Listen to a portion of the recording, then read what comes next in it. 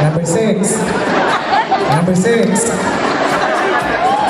Overwhelmed sa Binibini 6. Alright, good evening, Binibini 3. You picked question number 4.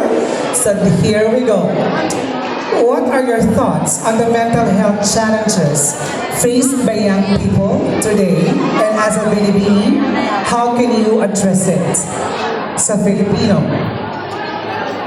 ano ang iyong mga idea patungkol sa kalusugang pangkaisipan na dinaranas ng mga kabataan ngayon? At bilang isang Binibini, paano mo ito mareresolbahan? Salamat. You're welcome. Naniniwala ako na marami sa mga Filipino ang nag-struggle or kumakaharap sa mental health disorder. At nakakalungkot mag-isipin na imbis na tayo ang sumuporta at magbigay pag-intindi sa kanila, kabaligtaran ang kanilang nakukuha.